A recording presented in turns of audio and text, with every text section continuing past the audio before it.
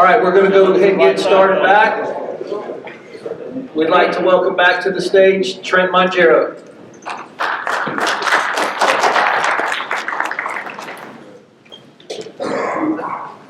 All right, I've been, all night I've been thinking about this, and then I think this is the way we're going to go. Really been praying about it, actually. I think it's critical as a high school coach, right? I've walked in your shoes. I'm still walking in your shoes. It's a tremendous level to be honored to coach at, right? There's probably no greater opportunity to influence baseball players and lives than at the level we're all at. So I understand the journey that we're on. I feel like better than most when it comes to these types of conventions. You know, we were talking about it last night a little bit, that there's great information. Everybody provides great information, but some of it's just not practical in a high school scenario. And we don't have huge staffs. We don't have all this technology a lot of times. You know, it has to be real and authentic. And, you know, the topic of my talk for this time period was how to maximize practice. Well, I have a PowerPoint for that. And I looked at it for the first time in 3 years. Right before I got here, and I was like, just like too much. Like I tried to put too much in there. And so I actually shied away from it and said, let's just, you know, do the catch play routine again, and let's give functional stuff to the guys, because you guys are in a time this month in South Carolina where you can be implementing your stuff, right? Like before the season actually starts. How cool is that? And then it hit me again like this morning at the FCA breakfast. I'm like, no, we got to go back to the maximizing the practice. And I said, what I'm going to do is I'm going to go upstairs, change, sit at the table, and I'm going to write down bullet points that come to my mind as a coach right now. Like, what are the things that allow me to maximize my high school practice? I'm not going to put it in a fancy PowerPoint. I'm going to list it. The first things that come to mind in my logical order of the way my brain works after 35 years of coaching, and I'm going to share it. And I think a lot of the stuff you guys already do, but there might be a couple things that hit you in a way. And I'm just going to tell you, like for the new coaches in here, this would have been extremely valuable to me as a coach. I don't think it's going to take a ton of time to go through. I will give you some examples of things that come to my mind. I'm really speaking from the heart in this one. Like whatever comes to my heart, I'm going to share. Like, and then we'll move on and finish up with this. And some of you have probably already seen that presentation before. We'll get there in a minute, okay? Maximize and practice. You ready? Number one, you got to maximize your facilities, your staff, and your equipment, okay? You got to maximize your facilities, your staff, and your equipment. So when I start thinking about my practice that day, I'm literally thinking about all those things. How am I going to best use my space? The people that are with me, that are in charge of teaching different parts of the game, okay? And what kind of equipment do we have? I would also add safety as a subtopic for that. Like, how can you keep everybody safe, right? So those things are swirling around my mind always. Number two, creativity, okay? Learn to be creative with the space. We often look at our baseball field and our cages and we think, we have 2 cages, we have a diamond. What can we do? And there's so many things that you can do outside of those spaces to literally get better. I'll give you a for instance. You know, you may not have a fungoman. You might have some type of machine, right? A junior hack or a hack attack or an A-tech or, you know, heck, if you have to have a coach throwing it, okay, you can do it. But we, down our right field line in foul territory, outside of the field, okay, down the right field line, I literally use our fence there as our backstop. It's a tall fence for us, so that works out because a lot of balls don't get fouled back off onto the field. So if I had something going on the field, that'd be kind of dangerous because we're shooting baseballs, okay, but this is just something that I do in my space, okay. I literally take my little painter that we paint our foul lines with, and I draw a little mini field right there. And we take the fungal man and we set it up, and I set up home plate, and the guys know how to execute their bunts. Okay, we work on our sacks, we work on our drags, we work on our push bunts, we work on, every type of bunt that they could possibly use, squeeze bunt, all of it. They have their helmet on, there's no, nothing besides just the fence behind them, a little field I drew there, and they rotate out of the cages, they come over and they go through that bunting station. And there's serious intent there, okay? We'll get to that point later. So you gotta be creativity, use your space that's around you to get the most out of your practice, right? You're trying to manage a varsity team, a JV team, possibly a freshman team. You got 3 groups, maybe working together, and you have to just use wiffle balls, use tennis balls, use things that wouldn't hurt somebody, if they happen to get away. I mean, there's literally all sorts of ways to get work in, quality work. Number 3, this one is huge to me, like off the top. It's what you guys are doing right now, hopefully. Number 3, establish quality, efficient routines.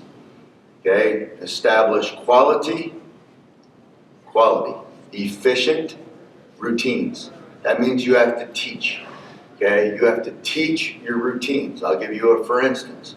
Okay, we start practice the same every single day. I quickly go over the objectives, which we'll talk about that later. They've already seen them in a text message. Okay, and then we go and we stretch. Our stretch is exactly the same every single time. Our prehab tubing routine is the next thing that we do. It's the same every single time. Our catch play routine is the same every single day. Okay, and they've been taught all of those things, how to do them the right way.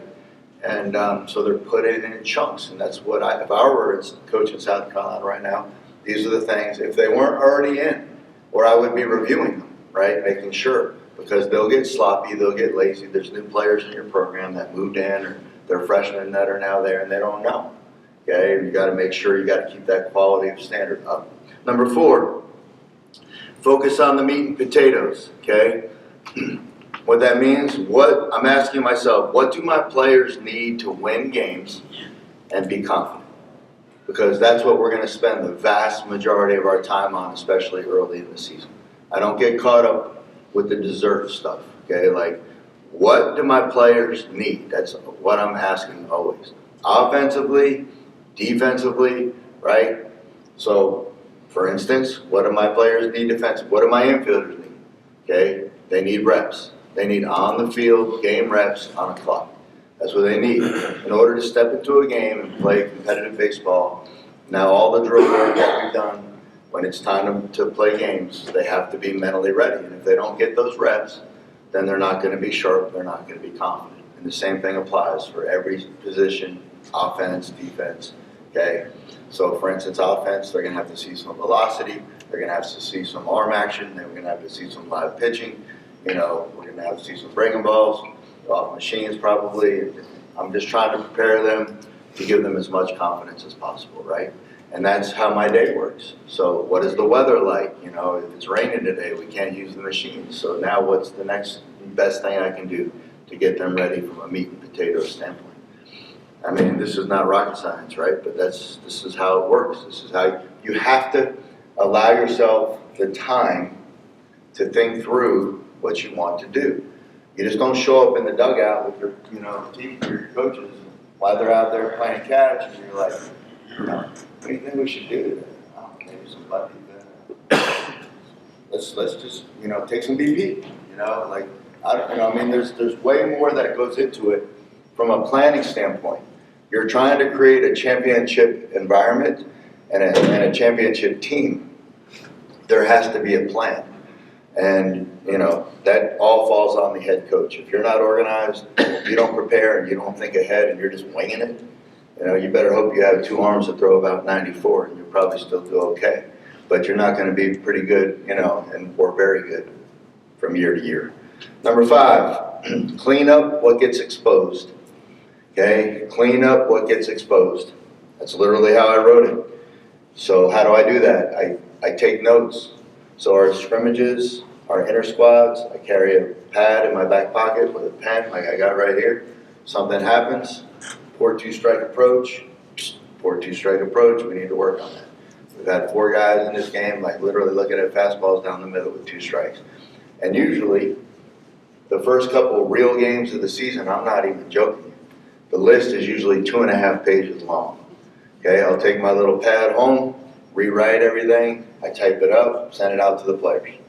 Okay, offense, these are the things I saw, defense, positives, negatives, okay, and I tell them, like, don't let this beat you down. We're gonna tackle these things. And then I prioritize them. Okay, what is the most important on these lists? And then we start working, adding it into practice and knocking it out. Because I can't expect them to do anything in a game that I haven't prepared them for. It's on me if they aren't taught, okay? It's not their fault. They don't know. Number 6, don't get bogged down on any one thing at practice. Don't get bogged down, okay? I'll give you an example, rundowns, right? How many times have we all done rundowns? This is me as a young coach. I got it in as a 20-minute segment in practice. We started doing rundowns and we're botching it all over the place, right? I'm getting mad, the players are getting mad, okay? As a young coach, I might even make them go run or something after the 5th botch in a row. And then 45 minutes later, we're still doing rundowns and everything else got pushed to the side. Okay, stay on task. Put your time in to that segment. Okay, they've been taught, you work on it, good, bad, and different, and then you move on. Okay, that's how you keep the pace up and excitement about practice. Don't get bogged down on any one thing. Okay, number 7, implement functional drills. Okay, functional drills that truly transfer into the game. You don't need a ton of drills. Okay, when my guys go to the cages, they have staple drills. They know the how and the why. They're called the Big 3. I learned them from Tim Hires. Okay, the big league hitting coach right now for, who I told you yesterday, the Atlanta Braves. Okay, so I've known Tim for over 15 years. We do the Big 3, okay, and they literally go through a rotation, and those drills will cause players to self-organize. The drill themselves will literally clean up their swing path, their body control, okay, their ability to repeat, to have better balance, okay, all the things that we want. The drill, if they know how to do it and they know the why behind it, and you make sure that they're doing it right, okay, they'll clean up. At defense, same thing. Pitching, same thing. Outfield, catching. Functional drills, okay? And that's how I classify drills. How much bang am I getting for my buck out of this drill? Because we only got so much time, okay? I think that should make sense to all of us. Number 8, teach varsity and JV together whenever possible. If you have a freshman team, they get added in also. Okay, you got to teach them together. If we're doing bunt defenses, and I'm teaching bunt defense to varsity, I'm teaching bunt the JV and the freshman team on a knee right there, watching. Okay, and they're locked in. And then probably the second time we're doing it, they're going to be watching. And the third time, they're probably going to be running bases. Okay, and then the 4th time, now they're off on a side field with their coach doing it, and they're able to conceptualize what these things are happening. And they're doing a scaled down version anyways. They're not doing, we have numerous bunt defenses. We probably use bunt D1 98% of the time. Okay, give us an out, we're going to take an out at first base. Okay, but we have all these picks off of our bunt defenses.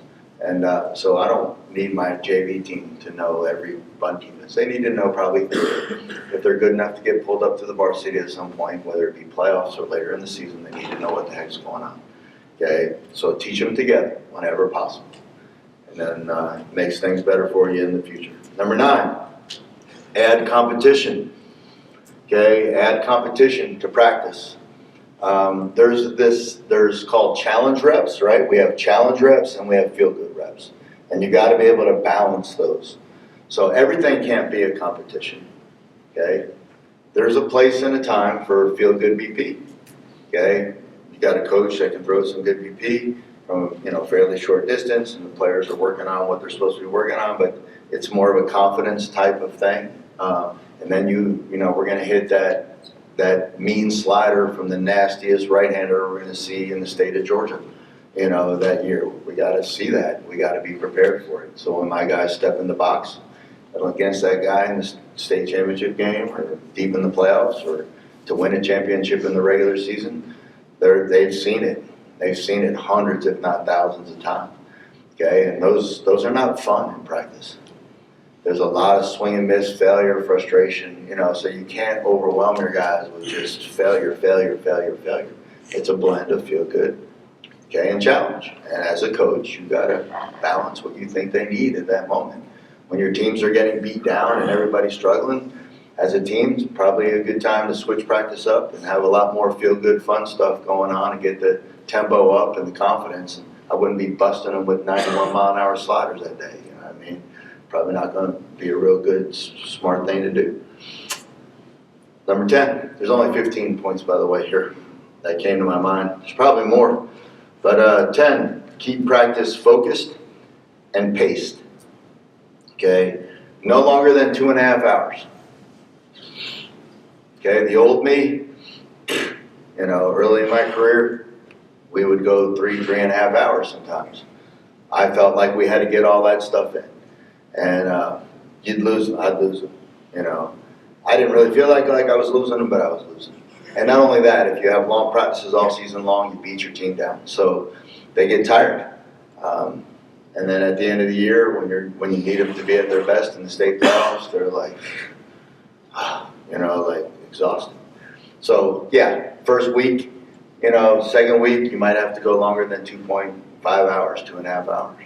But you got to shrink it down. You got to keep it focused and moving and concise and productive.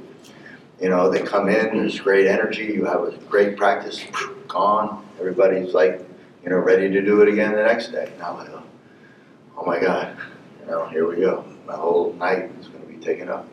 And we love it, right? But we want to have fun. It needs to be fun, okay? And when I say fun, I don't mean fun in games. Just energized, competitive,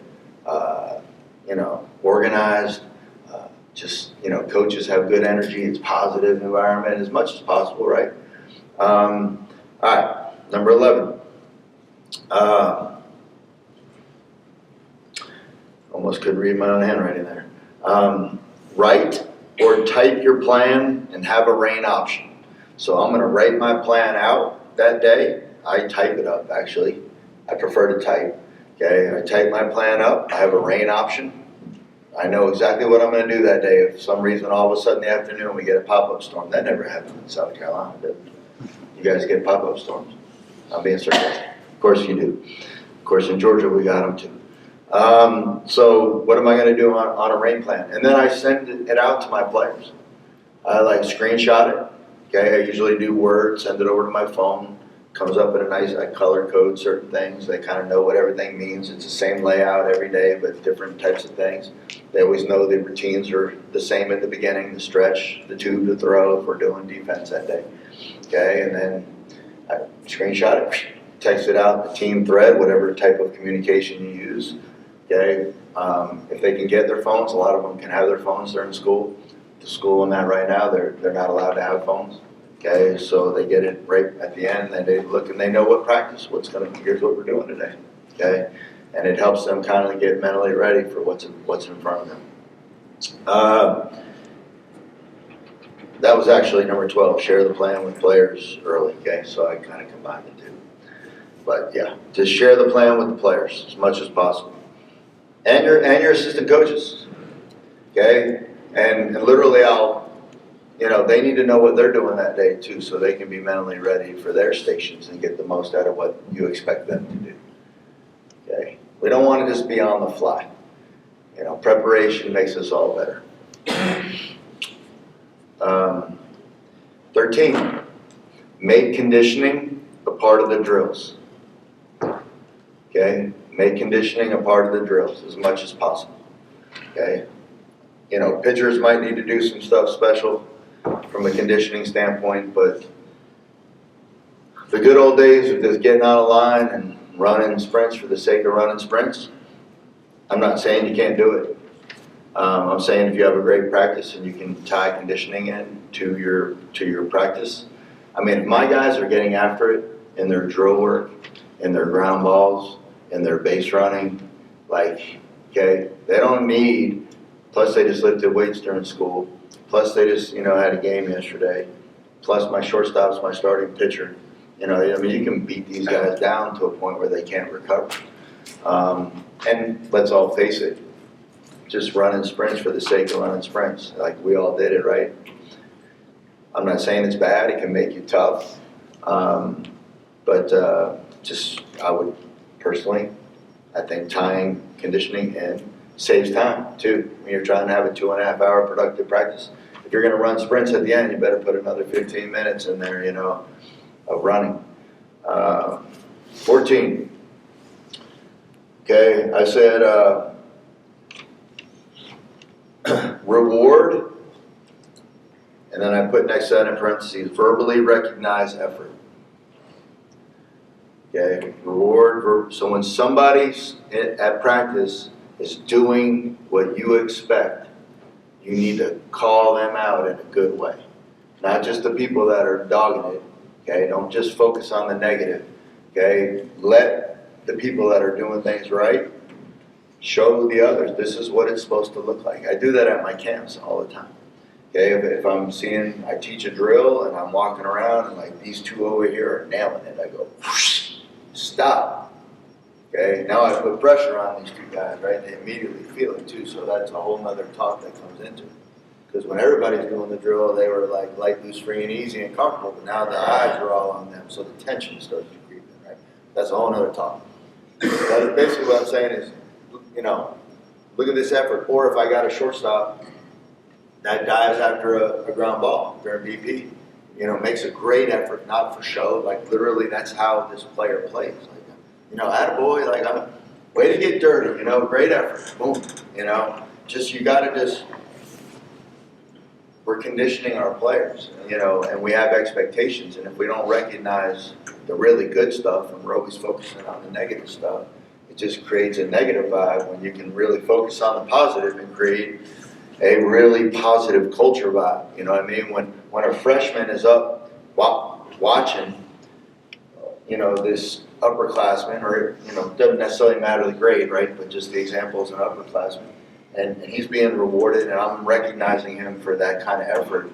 They go, oh, all right, this is what coach expects. This is how we do it. This is how we do it at North Hall. This is how we do it at Glen Academy. This is how we do it. And it grows. It takes time, but it literally becomes a part of your team culture over time. And so this leads 15, the last one. Give players time off.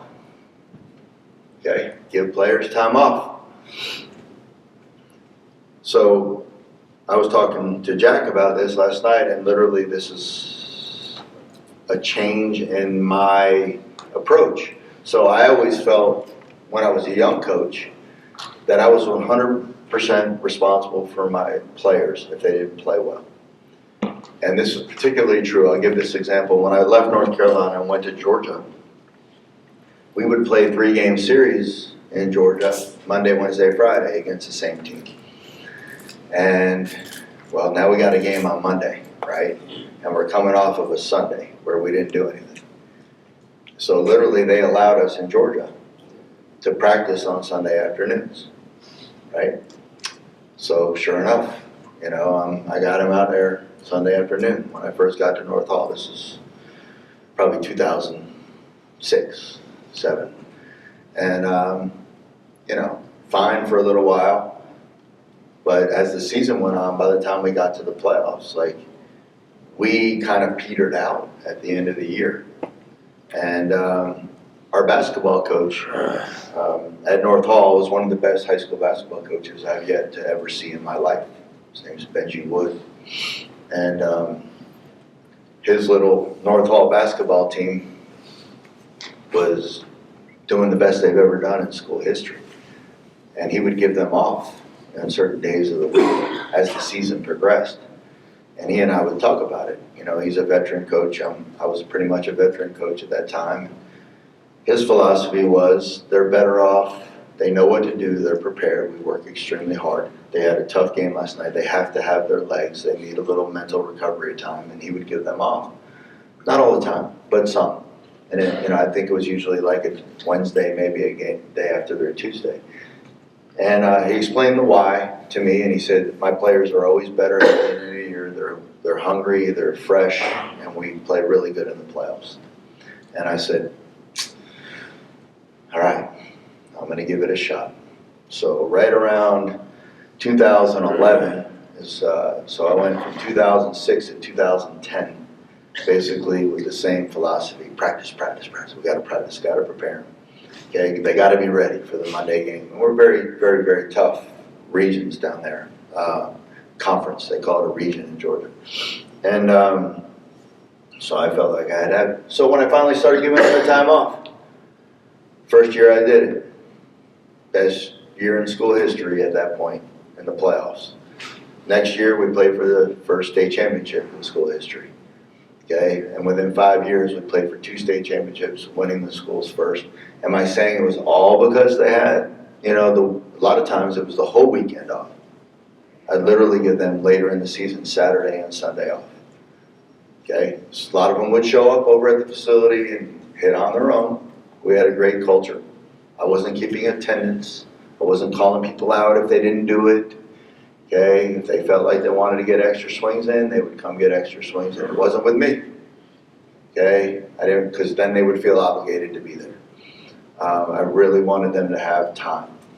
And you're talking about a team now where I'd been there for a while. The culture was established. The work was established. We work all fall for the guys that weren't playing fall sports, which I encouraged.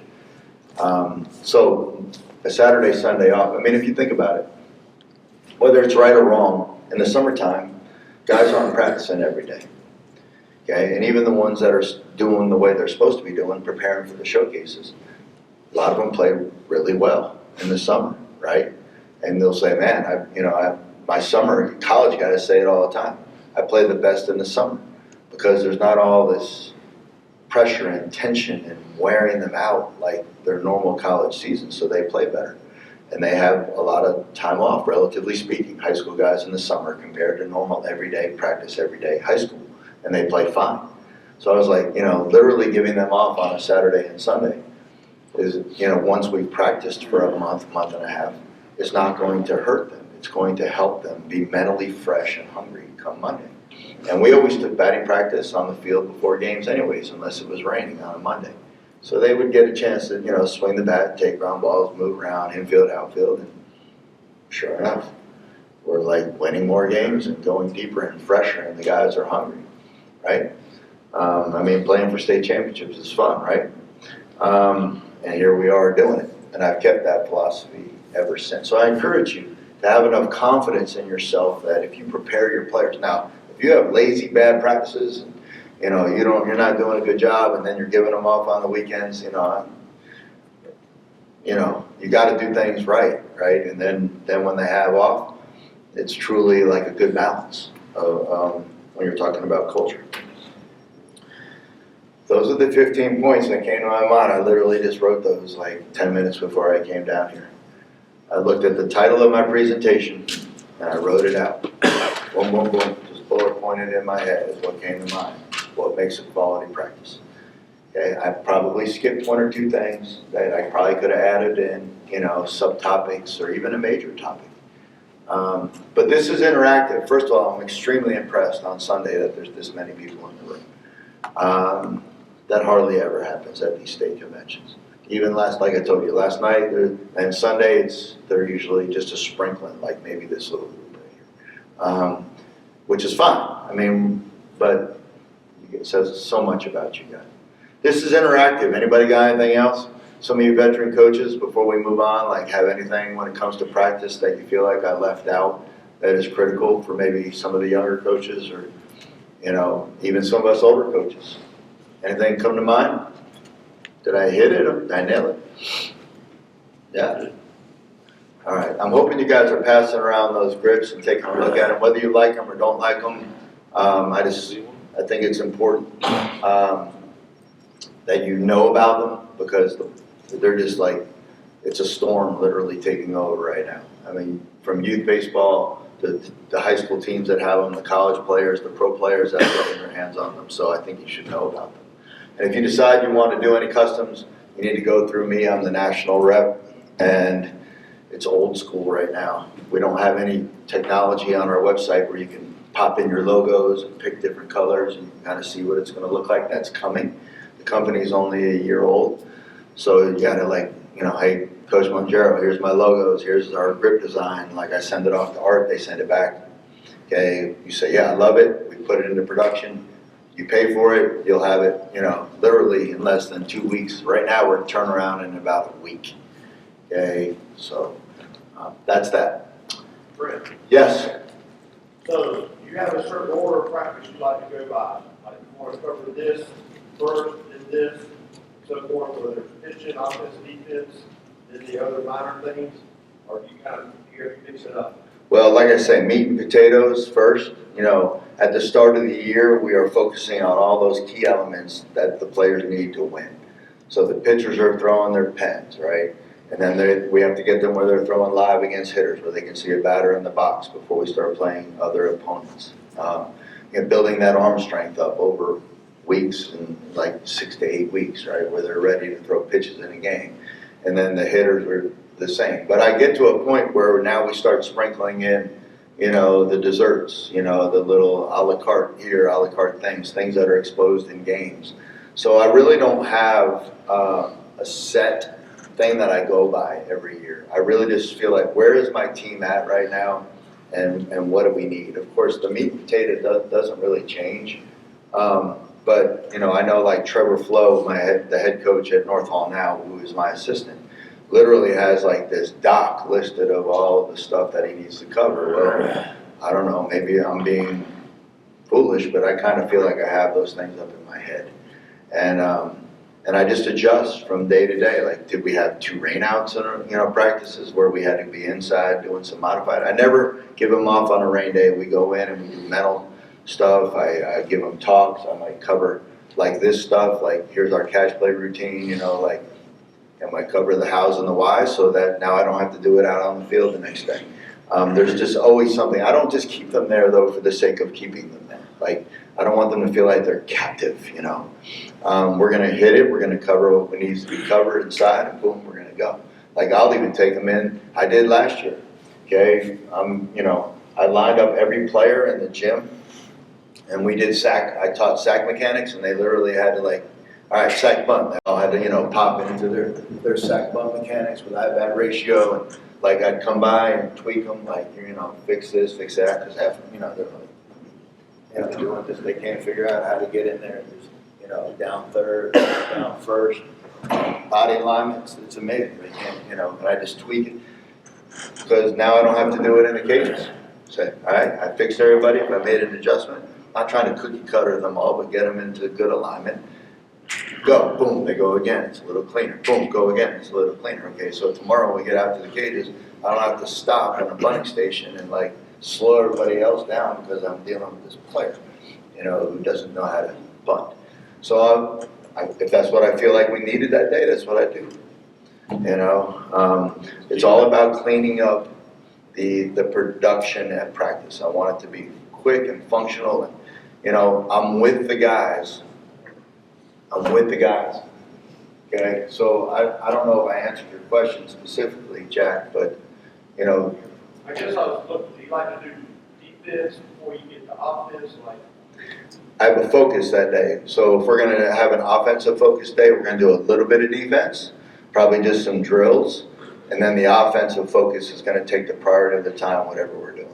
Next day, if it's a defensive focus, then it's flip-flops. We'll do a little bit of offense, maybe a short cage rotation, but we're going to spend the majority of our time on our defense, whether it's team defense or individual defense, okay? Because ultimately, you got to get that team D in, and I think we tend to spend a little some coaches, too much time on certain things.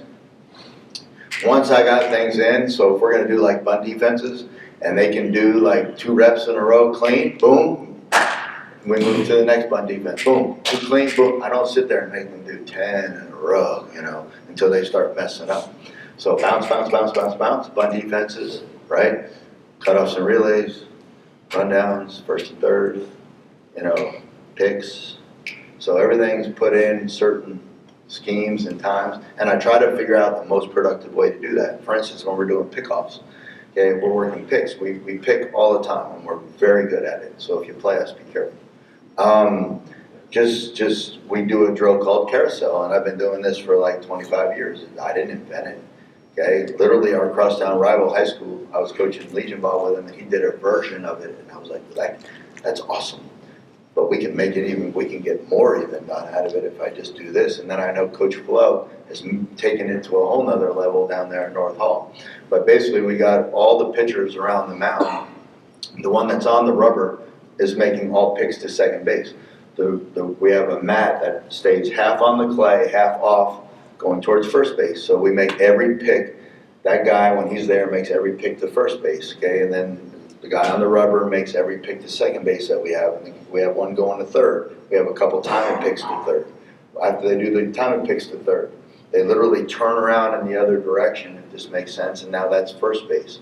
So it creates that first base element. Does that make sense?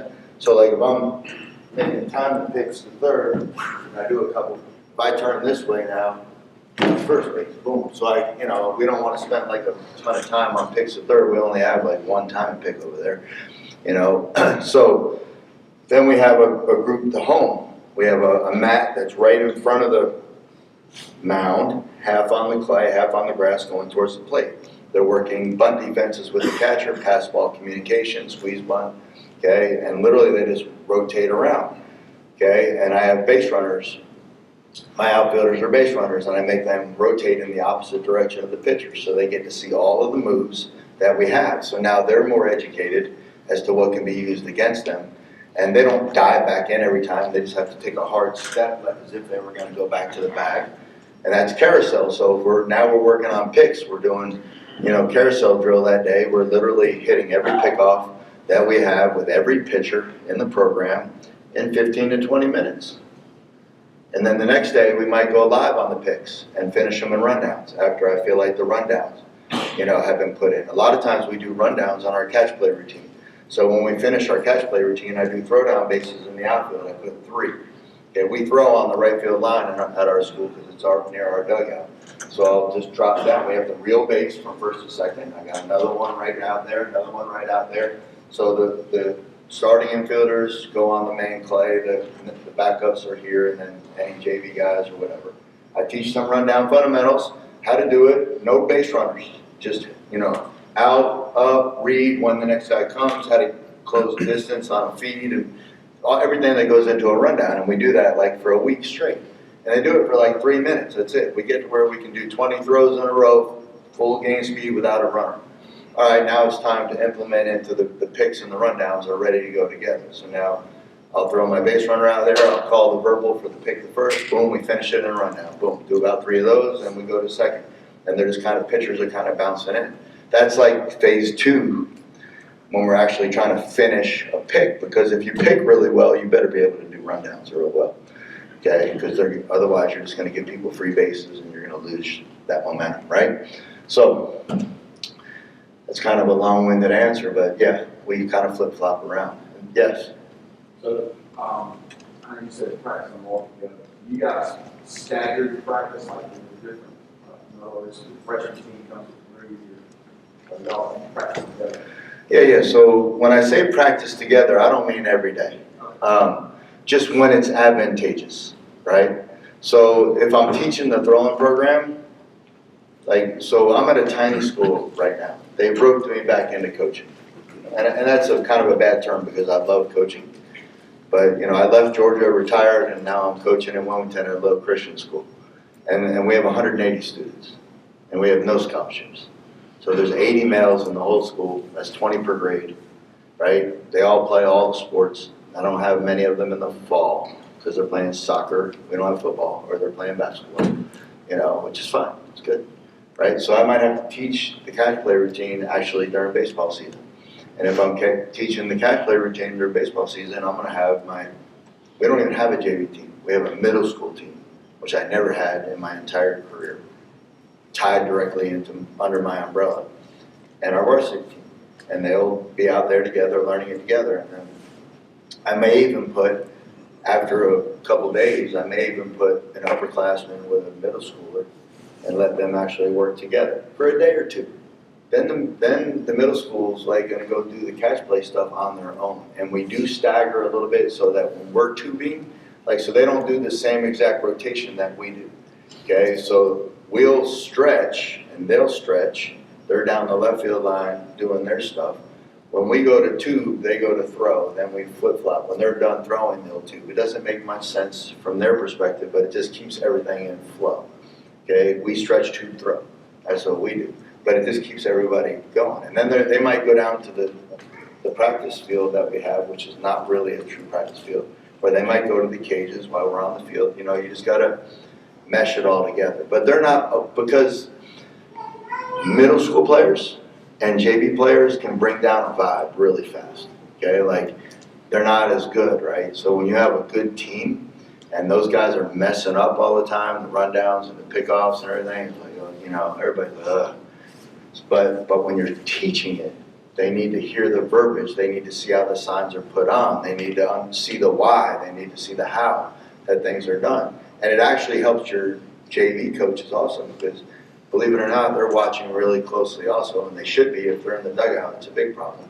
And they should be listening very closely to how you're teaching it, so when they go take the team on their own, now they have that consistent vibe of what you're doing at the top, right? Do you have a checkoff list that you go through? I need to cover this, as you go through. Yes, I used to, but I don't anymore. I don't even know where it is. I just know in my mind, like, what we have to cover, like, and I just think it through to that extent. And again, that sounds very haughty of me. Like, why don't you need a checklist? I probably do, and I probably should. But to me, the game is simple, but yet complex. So offensively, I just know that these things have to be covered, and I hit them. And then usually all those checkboxes come in as something that is exposed in the game. Like, and experience has a lot to do with it, right, Coach? I mean, if I was coaching a college team, or I was literally like taking over a program again, like I just did at this Christian school 3 years ago, the checklists are more like then, because there's so much fundamental stuff that has to be taught, like to establish these routines, and but part of me would say, like, yeah, Coach, we got a checklist. I'm just being honest. Like, I mean, I know what those checklists are, like, in my brain, I feel like. And I just kind of check them off as we go, and then we return to things as needed. But I focus a lot on the meat and potatoes, like, what wins games? Two-strike hitting, right? Like, being able to hit the ball to all fields. Execution at the high school level. Can you sack? Can you drag? Can you push? Can you slash? Can you hit and run? Can you squeeze? Do you have those in your toolbox? We work on those every day, because there's going to be pitchers that are shutting us down, and we got to find ways to score runs, right? Then the base running elements. So, I mean, I authored those books, Winning Baseball, which basically is a checklist. So in my mind, I'm kind of like, that stuff's like, I spent 2 years authoring that stuff, so it's kind of like here. But if I was really, really smart, I probably should have a checklist and start checking things off as I go, but I just don't. But it's probably recommended. I mean, I would say that it's a good thing. Yeah, for sure. But you talked about cleanup, that's why. Huh? It falls in that category, you just got cleanup type deal. We'd go over it type deal, that's the reason I was asking. Right. No, I think it's very smart. I think you'd be very smart to do that. When I say I don't have a checklist, I'm not just winging it. Like, I'm spending, like, from last practice to this practice, my mind is spinning, like, what are the things that are most important for us to knock out tomorrow? And that's kind of where I go. It's kind of like PowerPoints. Like, I don't do as good when I'm talking with PowerPoints, in my opinion, because now I'm, like, regimented into, like, the order that I'm supposed to speak, and I speak much better from the heart. Like, just creating a list like this and talking is like how I do best. That's how I do camps. I don't like break out my PowerPoints at camps, like I become like, oh, am I getting ahead of myself? It's just the 3 slides to go and I'm already saying it, like I just let my mind work on what needs to happen at that moment. And that's what I address as a coach. Anything else? It's a good discussion, right? This is probably one of the most important, this is the most functional thing. This is what this whole conference boils down to, really. Like, what are your practices like? How functional are they? You know, how are you applying the information that you're learning and not going down these rabbit trails of things that really don't mean that much in the actual winning and losing scheme of games, and preparing your players to have confidence to perform, right? Not just against the worst team in your conference, but, you know, the best team that you're going to face. That's what you're preparing them for ultimately, if you want them to have confidence. So, how long was that? 37 minutes? Yeah. I started a little early maybe? So, all right, cool. Want to give them a quick break and then we'll go to this. So how many of you have seen the talk on